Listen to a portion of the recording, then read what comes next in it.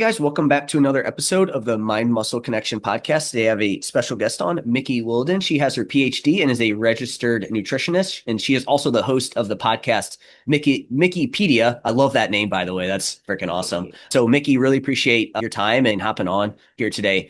Just out of curiosity, how long have you had your podcast? Yeah, first, Jeff, thank you so much for inviting me. It is an honor, and I just love having these conversations with like-minded people in our industry. So I have had Mikkipedia for, it's been 5 years now, actually. Just ticked that over on the 1st of November. 2025, and I love it. You must be like me, Jeff. It feels like a really selfish endeavor to have a podcast because you're just reaching out to either experts or like-minded individuals or your mates, and you're just having fun conversations. No, I agree. I don't know how it is for you, but I've learned so much by podcasting and talking to people, right? Like yes, it's obviously and I think that's why we do it, but I do feel like I've learned a lot, and there's things and obviously I'm sure you feel this way too. The networking is awesome to be able to have these conversations where you wouldn't normally get to meet. I wouldn't get to meet people like yourself, right? You live in New Zealand, so it's like, it would be tough to do that. Yeah. But I also feel like I learned a ton. And then obviously being able to actually talk and network and things like that is also super cool. Yeah, no, I completely agree. Although I have to confess that I get podcast amnesia. As soon as I get off the call, everything that I've said falls out of my brain. And then people come back to me and they're like, oh, this one thing you said this time. And I'm like, oh, yeah, yeah. But I guess it's just a sign of being present. Yep, yeah, that too. When you have with your podcast, what kind of, like, what's it typically centered around? Is it body composition type stuff, or do you do performance, or like what do you typically focus on within your podcast? Great question. And in fact, this is a little bit of the origin of the name, which is I did not come up with that name. My very smart friend did.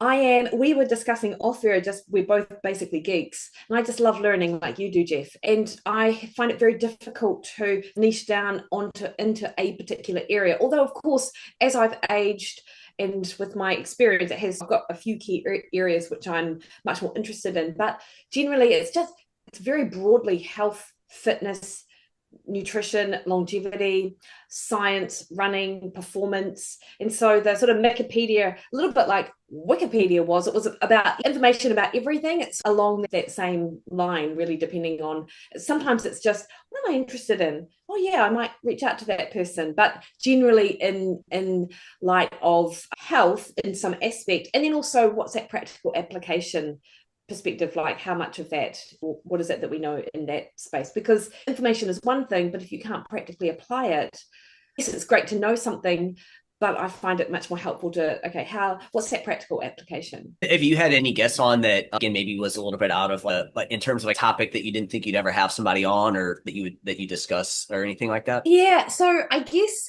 I have actually. So I am an endurance runner, and on New Year's Day 2023, my husband and I, we got up at like 2:45. So people were going to bed, but we were getting up at that time to go, and we were going to do a long run in central North Island here in New Zealand. And in fact, if anyone knows Lord of the Rings, Mount Doom is Mount Narahoi. And so we were around that area. And then we'd just finished a few hours of running. We were popping a little bottle of champagne, having a breakfast burrito. It's a very long story.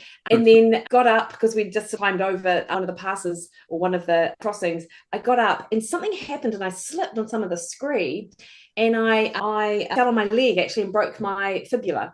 And Wow. then I had to hike out for 5 hours on my poles.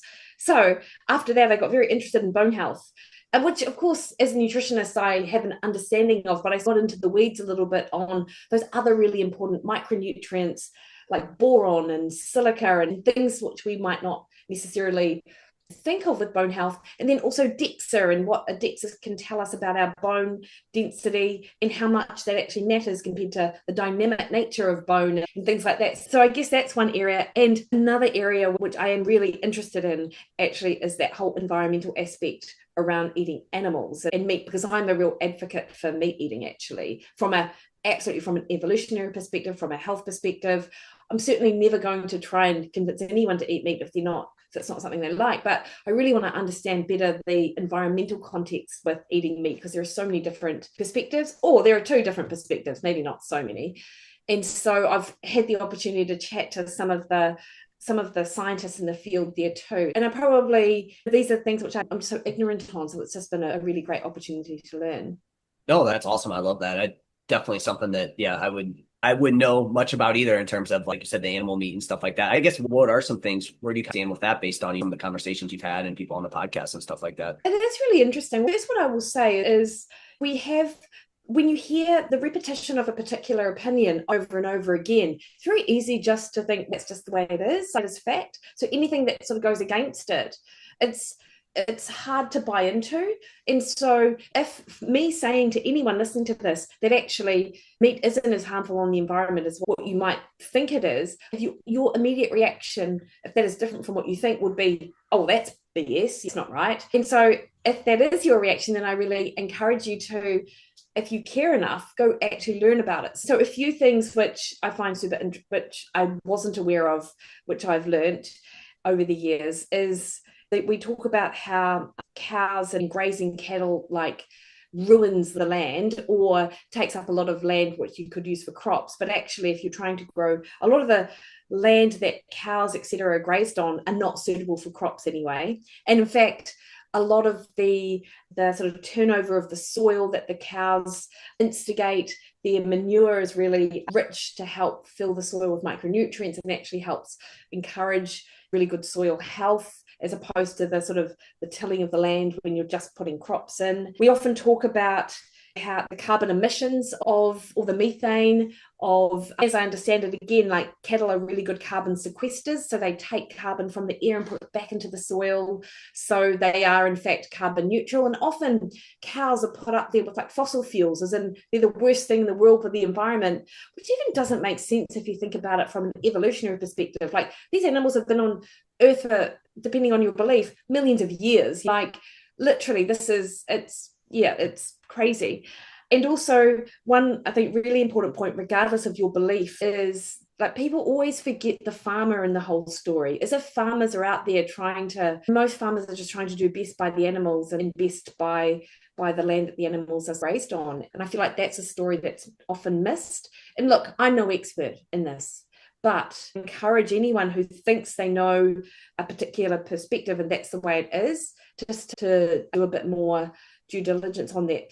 Frederick, Frank Miltner, Diana Rogers, Rob Wolf, like these are four names. I may have got the last names of Frederick and Frank slightly mispronounced, but they're like brilliant in this whole arena. And what I will also say around red meat, which is super important from a health perspective, is that when we think about red meat in terms of population health, it's only ever measured in terms of like large epidemiological trials or studies, not trials, they're studies. It's an observational trial study. So they'll ask hundreds and thousands of people what they ate like once or twice within an 8 to 12 year period. And from that, they make associations with their diet and health outcomes. And look, people in those epidemiological surveys, the people who eat the most meat are also the ones that are more likely to drink more alcohol, eat less fruit and vegetables, do less physical activity. They are more likely to smoke, and their red meat comes in between of two, like a white bun with fries and a soda on the side, yet it's the red meat that's the issue. And so there is a real agenda behind so many politics around the food that we eat as well, and something that we've basically evolved to eat along with plants.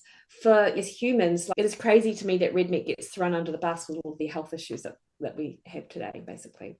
Yeah, no, I have the same general kind of thought around you too, right? It's like obviously if someone wants to eat more plant-based for whatever reason, like that's totally fine, right? Like I know you're the same way about that. But like you said too, it's like just with nutrition in general, it just seems like when people try to exclude one sort of thing and demonize one thing, it's just I just don't, again, like you said, you like meat's good, but we also want to eat plants. And it just is interesting to me that people will just be like one or the other. And it's like, man, that's just to me, we're just missing a lot there with that. And then like go ahead. I'm sorry, I was just gonna say we're very reductionist. We're very reductionist. It's like meat is bad, sugar is bad, plants are bad, coffee is bad, alcohol's terrible, all of these things. Whereas you've always got to think big picture and you've got to think context. We often miss that. The context, yeah. And I know we're going to talk about carbohydrates today, which I think that's another hot topic around this of like, you need to do low carb or you need to be high carb. And again, there's a lot of context within that too, right? Yeah. And I do feel like people miss that context. But again, I also think it just comes back to a lot of people don't want context, unfortunately. Right? They do want the like Mm. black or white. And I think that's part of the problem too with that. But yeah, with the red meat too, like you said, a lot of times when they do these studies and stuff like that, again, there's other things that are not taken into consideration. And from my understanding, it's not taking into consideration the type of red meat either. Obviously, something that's a bit leaner is going to be completely different than, like you said, something that's going to have, like you said, burger with super fatty meat compared to something a bit leaner as well too. And that's also something that gets missed in that. Yeah, it is. And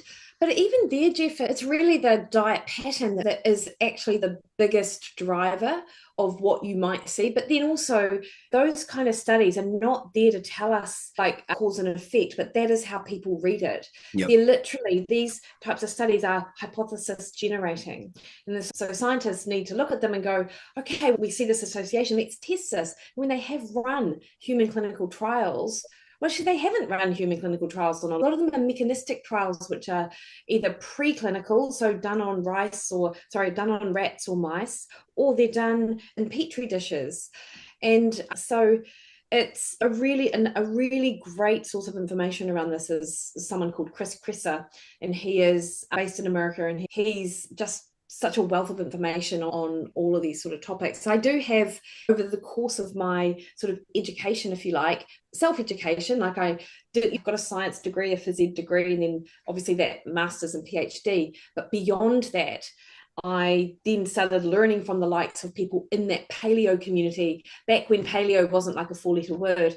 And Chris Kresser he's such a brainiac in all things around research and health that he's a really good follow for anyone who's super interested in this stuff. What's your you have, whether it's for you or working with clients, you give like a stand, hey, we maybe don't want to eat, we want to have some red meat, but maybe we want to catch how much we have, or do you not really necessarily worry about that at all? Yeah, I think I'm much more diet quality. By virtue of diet quality, you try and minimize like the really refined processed carbohydrates and oils and foods that people have. Whereas for some of my clients, their stomachs aren't able to handle large amounts of vegetable fiber. And sometimes it's just an elimination style approach where you have to remove things in order to heal the gut, in order to put it back in. But sometimes, literally, like it might be an immunological response where their body just will launch an immune attack to some of the plant chemicals, or even some of like beef, for example. So it's more about that, looking at the individual and what they can and can't tolerate. But ultimately, I try to have probably a much more balanced approach than I ever really have over the course of my career. Like I think you just reach an age where you're more, I guess, more moderate, but still within that framework of I like a higher protein, I like an appropriate carbohydrate, I like a good amount of vegetables, and that's the approach that I take with minimal processed food, but trying not to demonize any foods. But equally, like I do think there are good and bad foods, Jeff. Actually, that's really unpopular to say, but there are good and bad foods.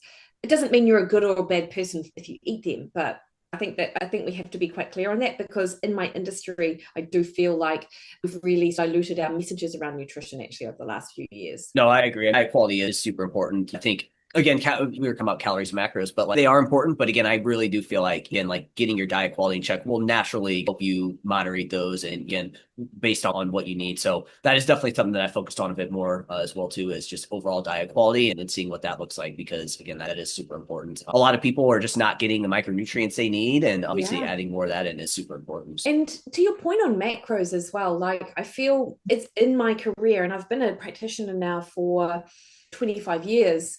It's only been in the last say 5 to 7 years which I've actually really utilized macros. Like before then I didn't, like, so it wasn't something that I really learned in nutrition school, and it's not how my brain operates. Like, I'm not big on that numbers thing, or I haven't been in the past. I think macros are really valuable, but I think a lot of people who come to macros, like population wide, I think they feel like they always have like, how many calories should I be eating? But then when I actually tell them what it actually means to count calories and the actual work that's involved, people don't want to do that. And if they do, it's not something they necessarily want to or have to do for the rest of their lives. I think everyone should actually do it for a Yep. period of time, so they figure out what's in food and they actually do have a sense of those quantities. But ultimately, you want to move to just a more informed approach to eating rather than everything is calculated. I agree 100%. I think it's a good tool. Like you said, it can be a great tool, especially if you're open to learning, right? With it, I think it can be a great tool to learn those things. But man, it's just like I actually, for me, it was almost kind of opposite of you, right? Whereas like my introduction was like calories and macros, like that's the base. And then it kind of from there, so almost the opposite. And I feel like now that as I've learned more about tracking calories and everything like that, again, it's a great tool and it's a skill too, right? Like I think a lot of people just go straight into it and they think they're going to be really good at it. And it's like, oh, I track really good. And it's like, and again, you kind of mentioned this earlier, but it's like, we're not good at tracking and it's a skill and you need to develop it. But people tell people that and they think that like you're taking a shot at them and it's like doesn't make you a bad human or anything like that, right? It's just hey, you're developing that. It's a skill, and even if you are good at it, I still feel like there's going to be some potential errors with it, and so that's why like the more I learn, the less I'm concerned about exact calories, just because again, it's not in like people thinking it's an exact science, but it's really not either, right? And it's just so super easy to be off. And again, I think that's where it comes back to like just having a good base is super important. It's going to take care of a lot of things essentially. Yeah, I completely agree. What I always like to, whenever I have a new guest on, I always kind of like to talk about their training and nutrition. So, what do you do for, what does your training look like? Do you have like, what do you train for? What does that kind of look like? Yeah, cool. So I am someone, an endurance runner. And in my sort of younger years, I was a bit quicker. And so I could do a faster marathon time and faster half marathon time and things like that. But as I've aged, I've just slowed down a little bit. And then also the body's had a lot more wear and tear. So I'm really mindful of that. So right now, my focus seems to, well, I've got a couple of things I focus on.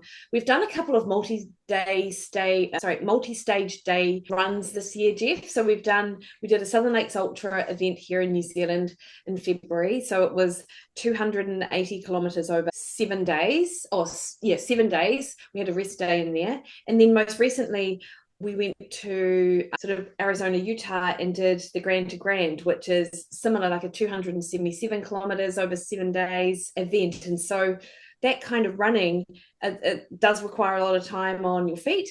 But I think the real key is, because I've been a runner for over 35 years at this point, and I've always loved training. Like movement is just who I am.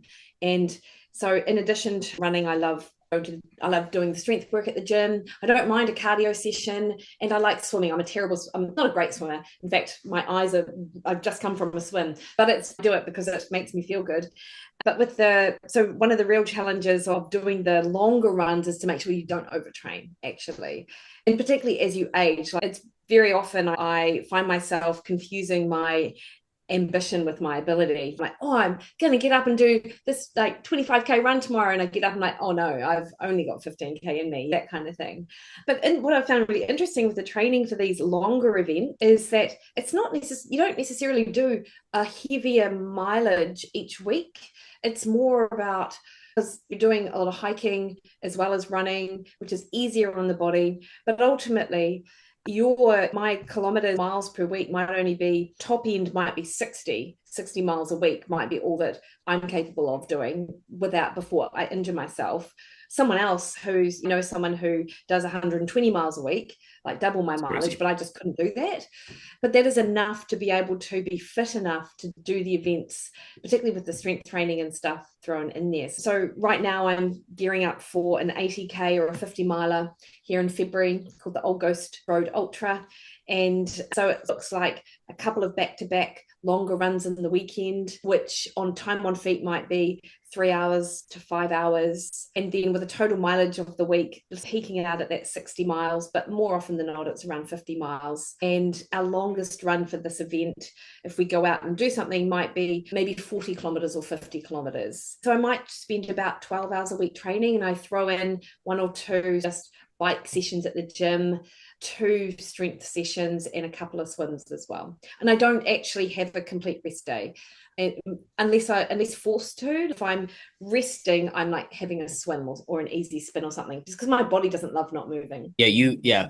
And it's good to move. And then obviously that's part of your lifestyle. So it's like, hey, you need to keep doing that. And I'm sure you focus on other recovery things that probably, so as a question, what are some things then that you do to help maybe speed up your recovery? And it allows you to be able to train that much, right? Like you said, you start to train that much, you do need to be intentional with your recovery and fueling and everything like that. Yeah, absolutely. So a couple of things I do is I take fish oil, which I love. Pillar Performance is like an excellent brand, and I love it. So I take Pillar Performance fish oils. I have something called Good Green Vitality, which is it's like athletic greens actually, but in my opinion it's better than athletic greens, but it's like a broad spectrum multivitamin, so it will fill the gap in the gaps that I'm missing from the foods that I eat, even though my diet is very healthy and very varied, balanced as well, that you don't eat just meat and vegetables, but it will fill in some of the gaps of those micronutrients. And so it's a greens powder. I like collagen. I think there's good evidence to support the use of collagen, particularly for middle-aged athletes. Mike Ormsby's lab has done some research in that space. And collagen often gets dismissed by protein experts because it's not a complete protein. But I do feel like they're looking at it from the muscle protein synthesis response perspective, and that's not why we take collagen. We take collagen for the hydroxyproline and for the glycine and things like that. I take collagen daily, creatine as well, daily as well, about 5 to 7 grams. I generally end up being just a big scoop of that. But I also, much more so now than I used to, I foam roll, I sleep, I make sure I'm typically in bed by, my goal is to be in bed by 9 o'clock. Because I'm up early as well. I love an early start, but I do try to get to bed by 9 o'clock. I've definitely, this will be wildly unpopular with some, but I do love to drink beer and wine. Love it. I love It's it. like, I'm a real craft beer person, but I've really been mindful of, I don't drink a lot at one Yeah. time. I don't have the stomach for it. And in fact, I'm much more of I love a pre-dinner drink much more than I would ever have a drink after dinner. That doesn't interest me at all. So that does protect my sleep somewhat. But as I get older, Jeff, I like, particularly red wine does disrupt my sleep. So I'm more mindful of that now. And then also I've just absolutely let go of my ego. I don't try and go out there, and if my body doesn't feel like pushing it, I don't try and push it. And I think that's something which you just learn with age too. Yeah, no, that's awesome. I love that. I think somebody listening to this would be like, oh wow, she has some alcohol, which is good, right? I think anything like that, as long as you can, I know there's like any sort of alcohol is bad for you. It's just like, and I think if you have a relatively healthy, like you're doing everything else and you have a little bit, and again, you're smart with it, which you are. It's like, and if it's something that you enjoy, might as well add it in. It's like you said, you protect your sleep, everything like that. Things that probably going to have the biggest impact on it. Yeah, for sure. And again, this is that context in the big picture thing. And one of my mates, we were chatting about him before we jumped on, Cliff Harvey. He doesn't drink at all actually, but he's looked at the research. He's a very smart guy, and he's like, look, alcohol is not a health food, but it is not true to say that there is no safe dose, that you're at risk as soon as you have a drink. Like, it is actually not factually correct if you look at the research. And there's another guy I follow, Chris Masterjohn, who's a complete Yep. brainiac. He's very similar in terms of how he looked at the data. Huberman did this huge thing about, he was so pious about his alcohol intake last year. And I was like, screw you. No, just jokes. He's fine. But it was just very, after that, everyone was like, oh my gosh, I've got to give up alcohol. And it just comes to context. Like if you're doing most of the things right consistently, then there's always room for the things that you really love, which might not be quote unquote healthy from a maybe, I don't know, hormone perspective, whatever. But if it gives you joy and you get a more joyous life and you get to enjoy the life that you live, then who's to say that it's not part of a healthy sort of diet? It's going to be additive at that point, right? Whereas like you feel like you can't have it and it does bring some joy. I know some people will be like, we shouldn't need to have alcohol to have, but it's like, and if it does help you loosen up and enjoy, it's like, again, why not? You have to enjoy it, like you said too. It's you don't need to go Brian Johnson unless you want to, right? Obviously you can if you want to, but I think that's a bit crazy, but you certainly can. Also, not that I'm saying you need to, but to save Huberman just a little bit, I will say I'm sure he had a huge role in that, but I also feel like in the last year or two, I think the U.S. general surgeon or whatever they call him or whatever did come out and say that like, any amount is going to leak or is not good or something like that. And so I think that's also where like people like all of a sudden were like, oh crap. But again, as you and I discussed, it's like, okay, if you're doing all the other things, you go and enjoy. Yeah, 100%. And you're right. Like, in fact, like I've almost forgiven Huberman for saying that. And I think the Canadian guidelines also say you're only allowed to drink a week. And I read that and thought, so glad I don't live in Canada. I'd have all this guilt associated with the however many drinks that I enjoy. And just to clarify, I don't drink alcohol because I feel socially awkward and I feel I need to. Yep. I really enjoy it. I love the flavor of those craft beers. Like the people who brew beers are just, they're such geniuses with the profiles that they get, and it's a real delight to open a beer and one of my things that I love doing, Jeff, when I travel, and as you and I discussed off here, like I do quite a bit just with regards to my work, I love going to the microbreweries. And America has so many Yep. microbreweries, it's ridiculous. And so I love to get a little tasting flight and to enjoy two or three or four of their little brews. Yeah, it's surreal. It brings me joy. Brings me No, joy. that's awesome. Again, I think for a lot of people that would be, they want to hear that again. And like you said, you're smart. I know for me, that's been the biggest, like when I was in college, it was just all about drinking as much as I could. And now it's Mm. definitely more for enjoyment and a lot more moderate. And I do feel like when you get to that point with alcohol too, you enjoy each drink even more versus like people that tend to maybe not necessarily abuse it, but do it more often. It becomes still could be enjoyable, but it's not as enjoyable as it could be then at that point. Yeah, and it's interesting because I chat to a lot of people in my groups, and a lot of my group work is maybe 85% women. And there are a lot of people who do use it as a bit of a soothe. They feel very stressed, and their way to unwind is to have a glass of wine or a half a bottle of wine. And I've had clients who literally put back two bottles of wine a night. And then they are what I would call functional alcoholics, because they then get up and they're absolutely fine. They then get up and they work the next day and they do it the next day, or they do it twice a week, and then they don't have any alcohol for the rest of the remainder of the week, and then they do it again. And I think maybe one definition of what deems someone to have an issue with alcohol, I think maybe that needs to be much more broad than it is, because I've seen so many different patterns which are clearly not helpful, not healthy. But I feel, but also, and this is particularly in New Zealand, it is about how people drink a lot more so than the fact that they drink, and that whole using it as a stress when we're stressed, or when we're under eating, and we can chat more about how that looks. Like I see that quite a bit actually with alcohol. Yeah, no, absolutely. Yeah, like you said, using it for stress management and stuff like that's where again it can become, like you said, a bit problematic there. Real quick on, I know you brought up collagen.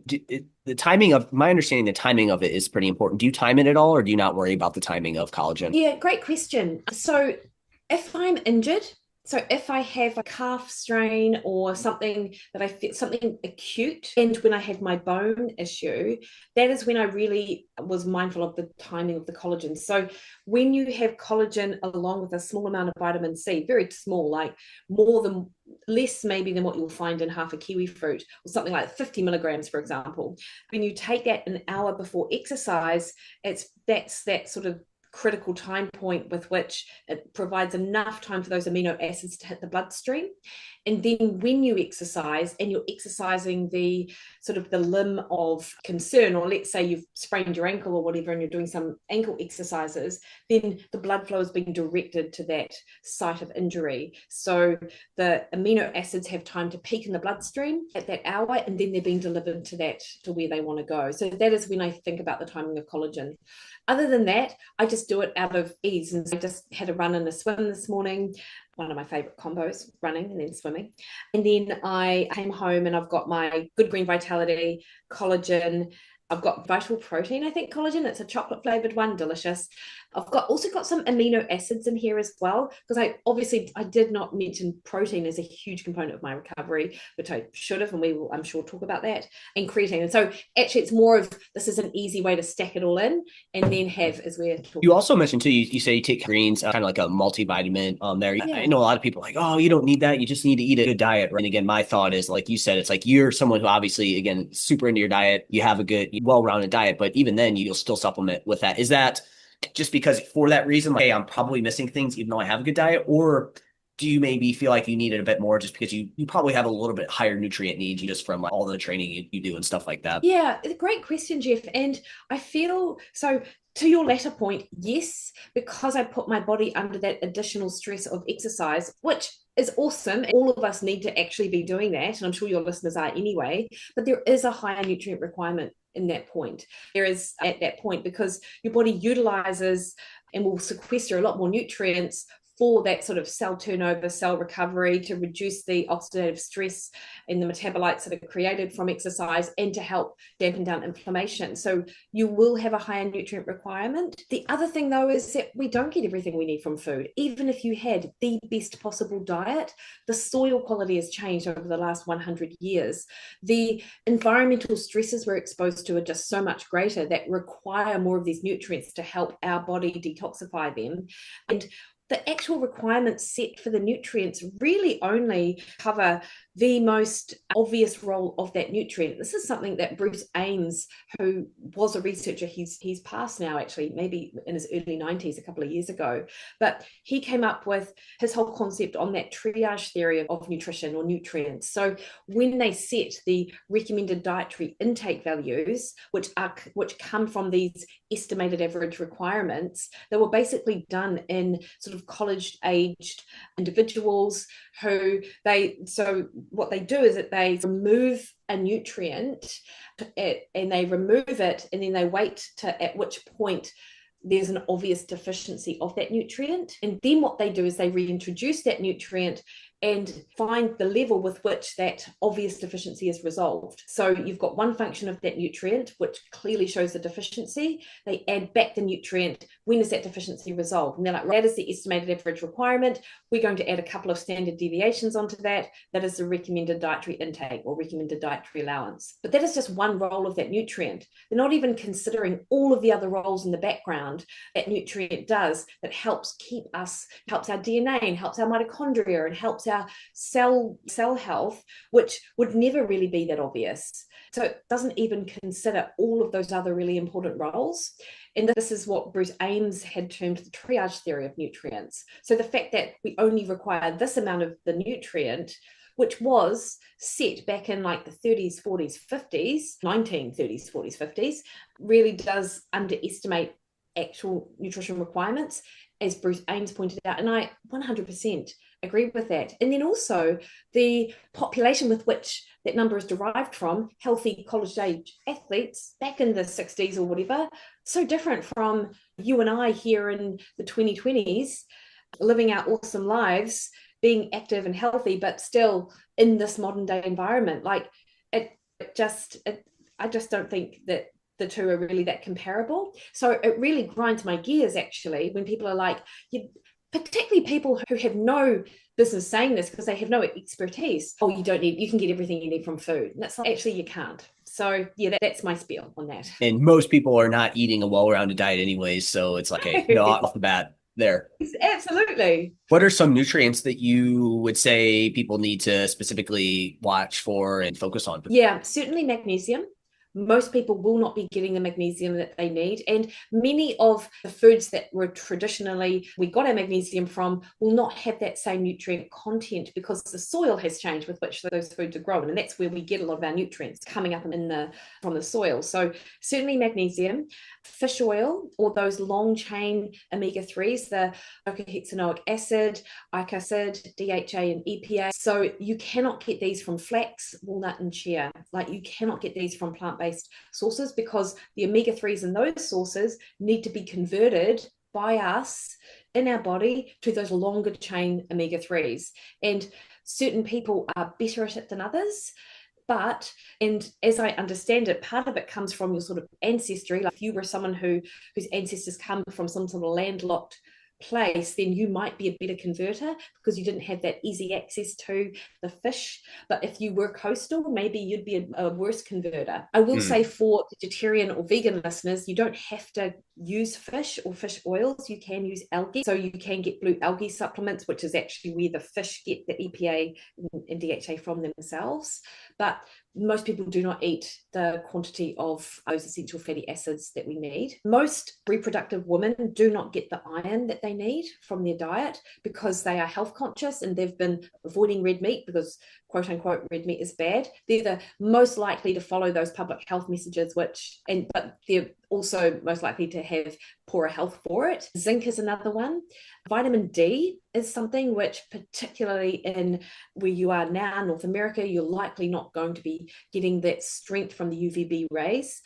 Similarly, here in New Zealand, we have a real problem with it. And so vitamin D is something else that a lot of people need to supplement as well. Zinc would probably be another one. And then you've got different groups are more at risk for different nutrients too, because if you're a vegetarian or vegan, obviously B12 is also really important. But if you're carnivore, then you're actually missing a lot of those vitamins that you might get from plants and things like that. Fiber too, if you just eat carnivore as well, that was something that you'd want to make sure you get enough of. Yeah, exactly. Yeah, no, all good points there. So within that, are you looking, say you have a client, are you looking at symptoms, or are you looking at like blood work in terms of like, hey, here's maybe what we need to get more of, or are you just looking at a food log of like, hey, I just looking and it's like you're not getting a lot of that here? Yeah, great question. So I start with obviously the food. The food log is important. And then blood biomarkers are really important for certain nutrients, but they don't really give you the full picture, Jeff. So a B12, for example, like if someone is low B12, you can see it in their bloods.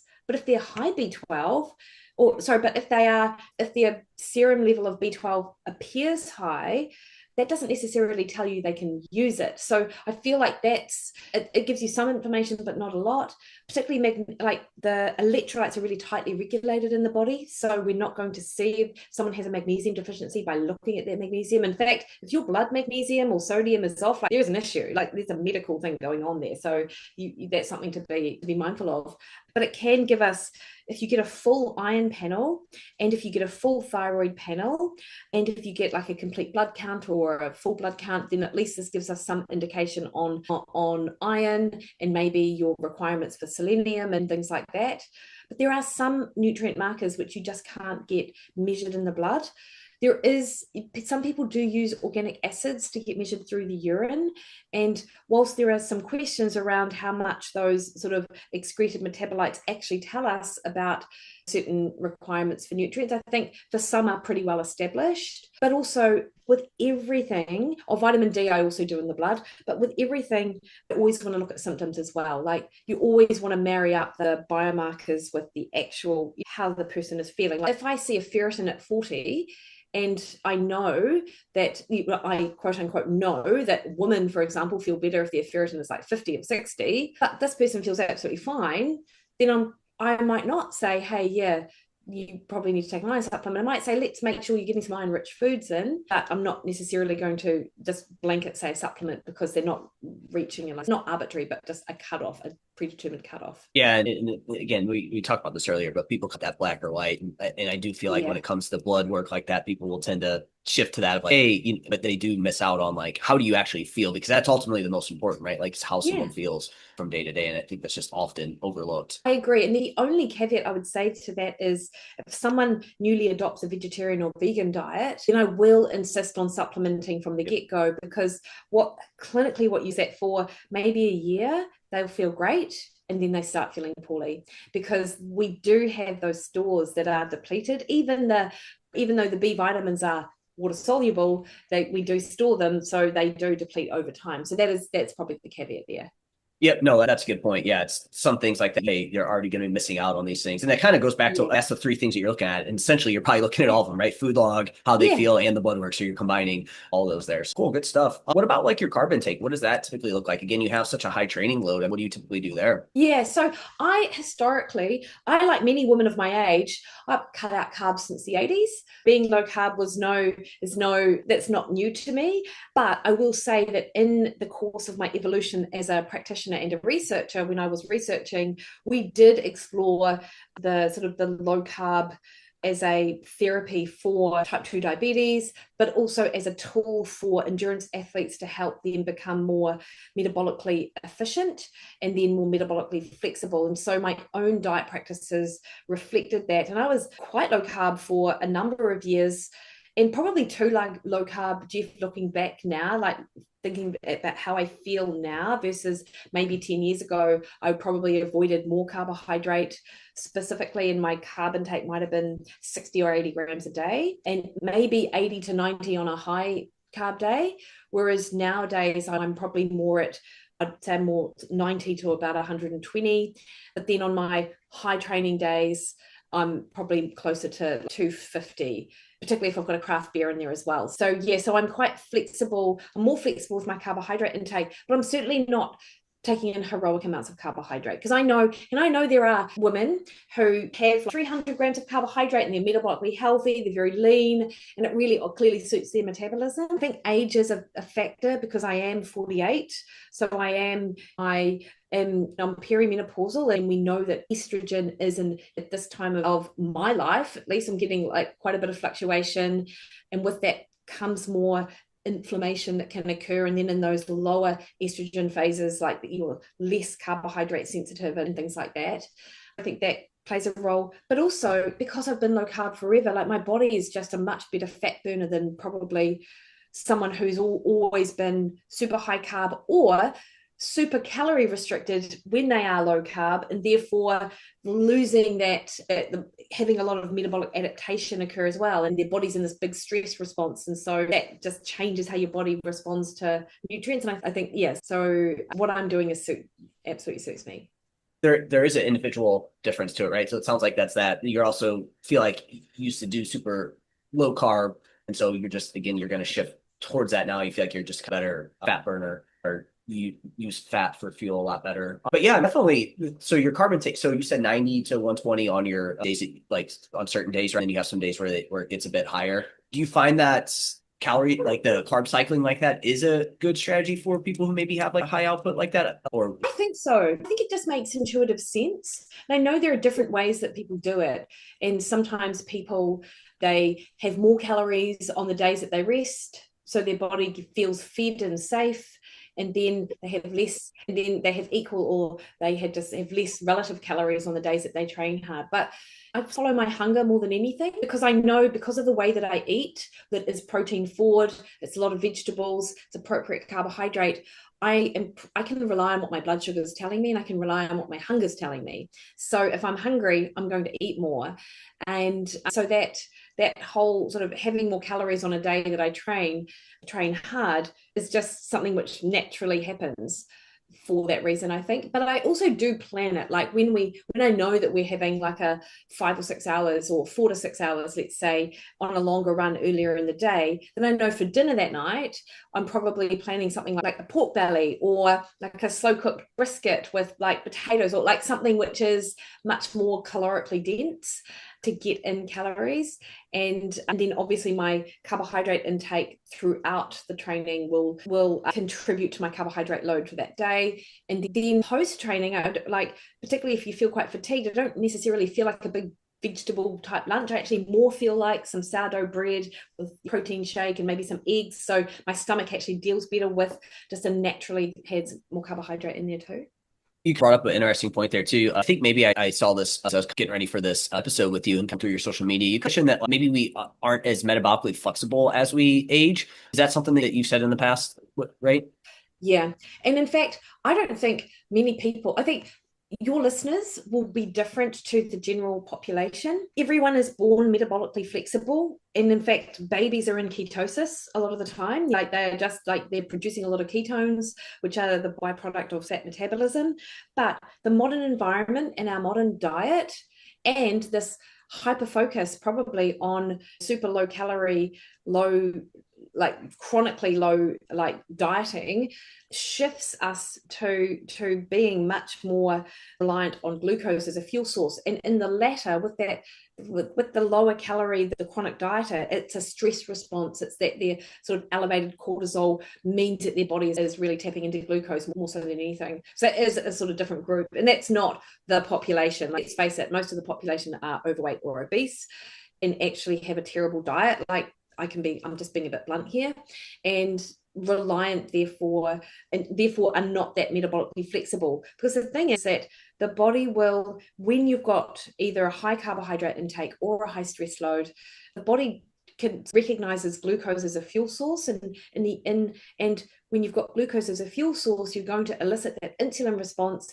And when you have an insulin response, you get a suppression of fat oxidation, which it's not a problem in a normal healthy individual. Like, that's just, it's fine. But most of us aren't healthy, and instead we're governed by that glucose response. Fat oxidation is suppressed, and therefore it's not a ready fuel source. So there's a number of factors play into that metabolic flexibility, and the modern diet is certainly one of them, and activity levels for sure. Yeah. No, that's interesting you say that. My kind of thought, like I've changed up on this, right? Like for me, it was always, oh, you need to eat enough carbs all the time. But I definitely feel like there's, even if you are, I don't know, I feel like there's more like being able to do both, at least from time to time, like I think would be super beneficial versus being one or the other all the time. What are your thoughts on that? Like having someone that is maybe like first, at least a short time out of the year, maybe you are going to be a little bit lower carb, or even like, again, we come back to the carb cycling thing where maybe you're going to be a little bit higher carb and lower carb. I feel like that's probably something that we want to continue to do over time, right? Because you want to hit both sides of the fuel burning, right? Whether you're using glucose is more of Yeah, a fuel source, like you said, fat is more of a fuel source. Like that's probably something that we want to continue to have that kind of range on over time. I absolutely think so. Like carbohydrate isn't a clean burning fuel source. So you do get more oxidative stress metabolites being produced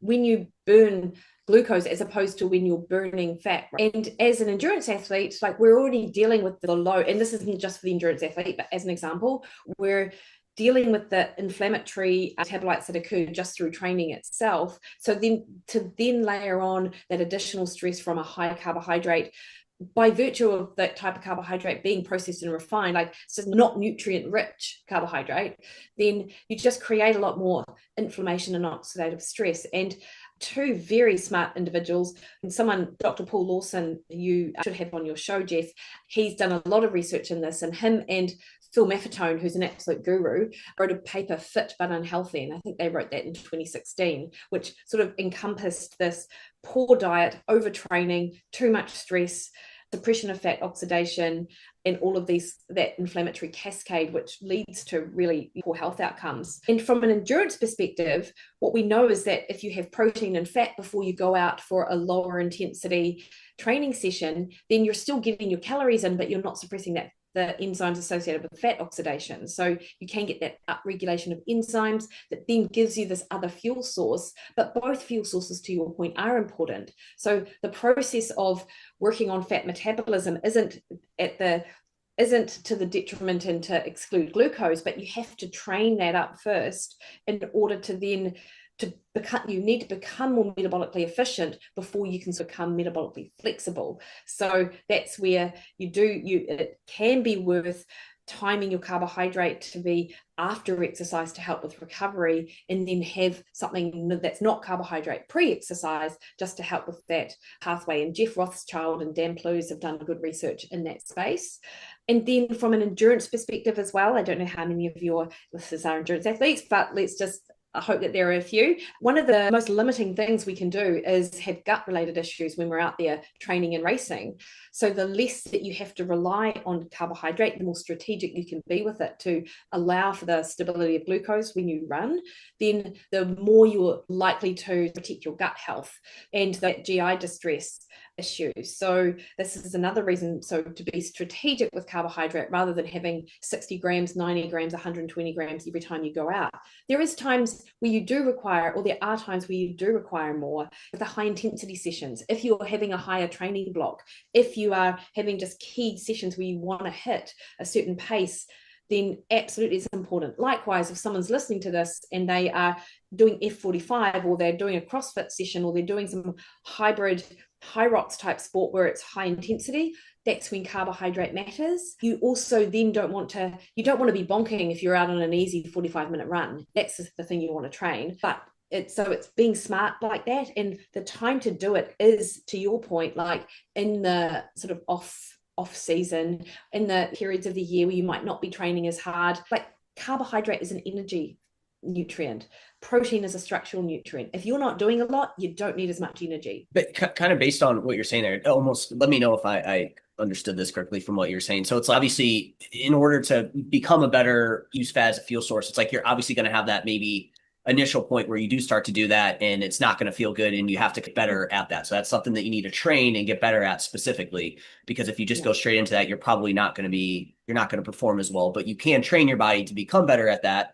But at some point, though, like you said, if you do really want to be performance focused or keep up with something, or it is super intense, you do probably need to have some carbohydrates. But there also is that period of time where you need to train to be better at using fat as a fuel source. And that may come at a cost of maybe not as good of training for a period of time. Is that kind of what I understood correctly there? Absolutely understood that. And you can still, as an athlete, you can develop fitness in that, and when you're building your base training, but it's like any sort of training plan. Like there, you're just cycling it. Like you mentioned, carb cycling. It's like little microcycling of your training and your nutrition. And there's a great paper from in 2018 by Sam Impey and colleagues, which was it was fuel for the work required, and that's essentially what this is. Whereas nowadays you're seeing these absolutely heroic amounts of carbohydrate being taken in each hour by young cyclists or elite athletes, and it's trying to be emulated by us age groupers, whereas in fact that's one of the worst things that I think that you can do. So someone of my age who is an endurance athlete, like it's not uncommon to see people who are lean but who are pre-diabetic as well, because they haven't focused on that sort of building that endurance base and utilizing more fat as a fuel source, and instead they've just been like putting carbohydrate in. And I think sometimes we always think about body size as being like the key indicator of poor diet, whereas in someone like an endurance athlete like me, that's not like a good indicator. Not just endurance athletes, there are a lot of people who are seemingly slim but actually metabolically unhealthy. And I think there is a substantial, not substantial, but not insubstantial amount of people maybe in that endurance space who could be the same. No, that, like you said, not just looking at body composition too. Like you said, Yeah. like they may not be good. Like you said, they just always have a ton of carbs and stuff like that. Or again, they don't have the endurance either, which I think is super important. Again, something that I neglected for a while, but it definitely is super important. Something you said there that I wanted to hit on real quick with carbs. Oh, my thought too, and correct me if I'm wrong here, but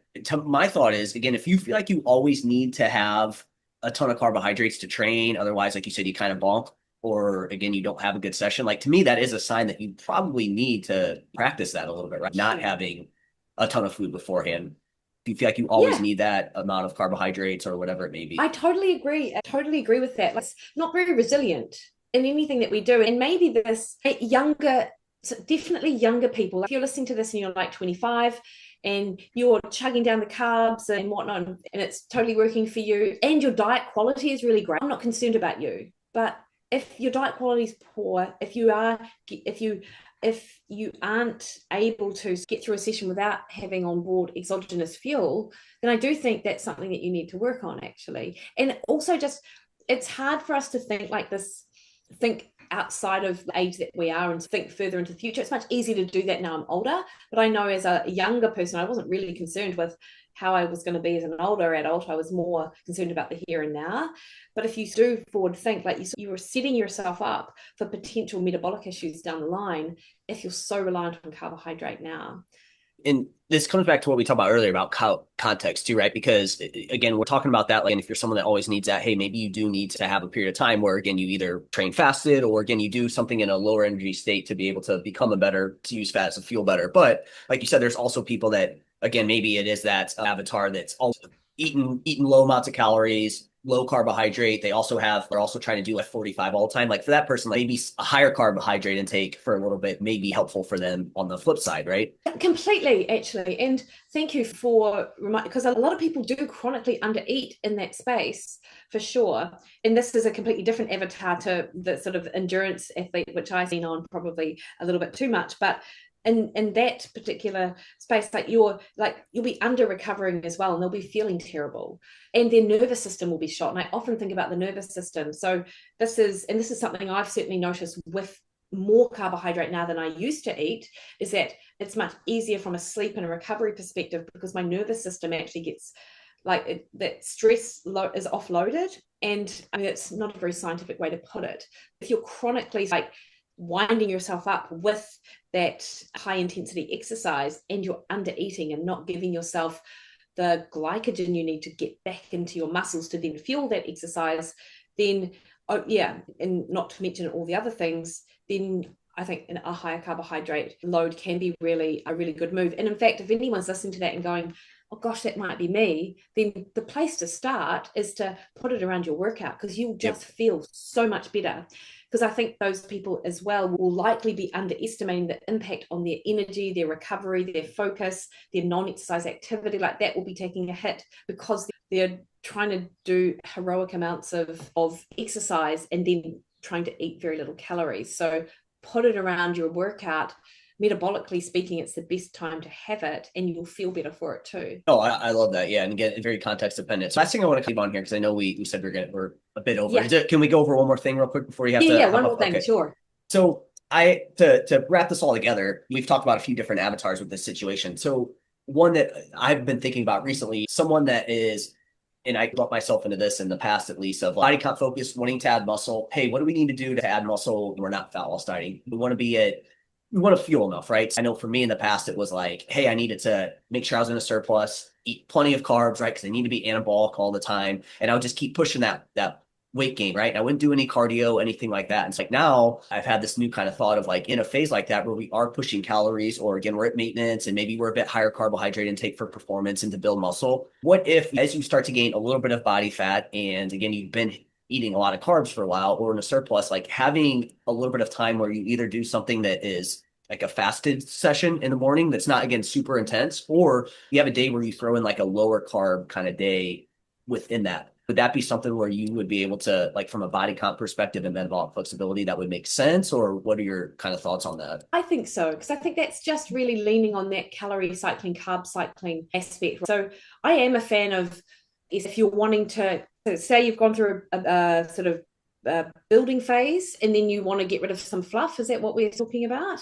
Or you're in the process of in a building phase, right? You're in the middle of it. You've gained a little bit of body fat, but you've been doing it for 2, 3, 4 months now at this point. So you're on your way up, but you've just been chronic. You've just been consistently eating in a surplus and high carbohydrate intake for 4 months on end. So you're not super lean or anything like that at that point. Yeah, I'd be absolutely no harm in trying it, right? Say your carbohydrate intake on a heavy training day is, I don't know, like 360. I don't know. Is that a reasonable number? And then maybe on a low training day, your carbohydrate intake is like 200. I don't know. Like like, would you need a lot more carbohydrate than that on a low training day? I can't imagine that you would really. So I think I do like the idea of cycling the energy nutrients for the energy that's being up that you're putting out and not.